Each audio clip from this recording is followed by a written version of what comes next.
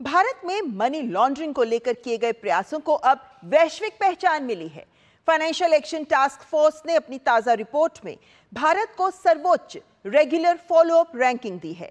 इस रैंकिंग का मतलब है कि भारत वित्तीय धोखाधड़ी को रोकने में एक सक्षम देश है और भारत में वित्तीय स्थिरता की स्थिति काफी मजबूत है।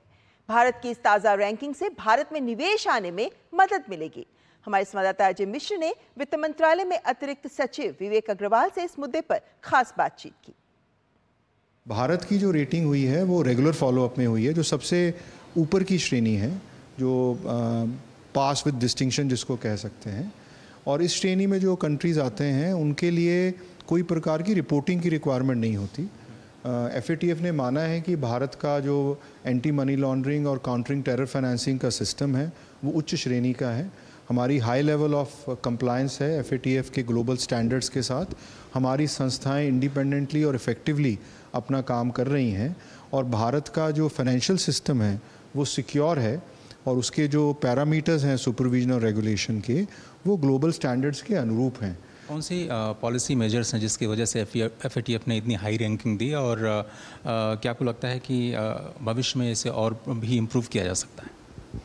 जो भारत ने ब्लैक मनी के अगेंस्ट काम किया, शेल कंपनीज़ को हमने ख़त्म किया, करीब 5 लाख शेल कंपनीज़ को हमने बंद कर दिया, संस्थाएं नई बनाई, I4C बना जिससे साइबर फ्रॉड के ऊपर नियंत्रण करने में हमने सफलता प्राप्त की, PMLA की रेगुलेटरी सिस्टम को हमने इम्प्रूव किया, वर्चुअल एसेट सर्विस प्रोवाइडर्स को हमने रेगुलेटरी फ्रेमवर्क में हम लेके आए, FIU में फाइनेंशियल इंटेलिजेंस का सिस्टम हमने सुधार के वहाँ पे फिननेट 2 नया इम्प्लीमेंट किया।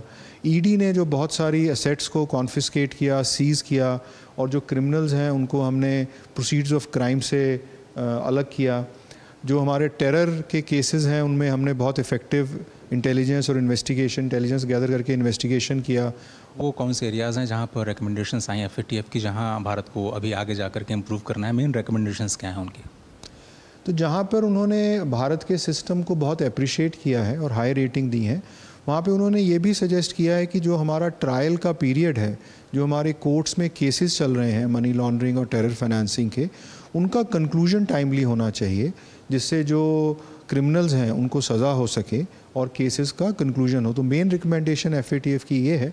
दूसरी रिकमेंडेशन ये है कि जो DNFP सेक्टर है, जो designated non financial businesses and professions, जैसे जेम्स एंड ज्वेलरी डीलर्स हैं, कसिनोज़ हैं, रियल एस्टेट एजेंट्स हैं, उनका हमें सुपरविज़न और बेहतर करना चाहिए ताकि कोई किसी प्रकार का स्कोप मनी लॉन्ड्रिंग का उसमें ना रहे। उन्होंने रिकग्नाइज़ किया कि हमने ऑलरेडी व्यवस्था लागू की है, उसको और सुदृढ़ करने के लिए उन्होंने सुझाव दिया है। स्पष्ट तौर पर ये जो FATF की नई रिपोर्ट है, इससे भारत के फाइनेंशियल इकोसिस्टम में जो निवेशक हैं उनका भी विश्वास आगे जाते हुए और ज़्यादा मजबूत होगा। कैमरामैन मोहित के साथ अजय मिश्र, DD न्यूज़, दिल्ली।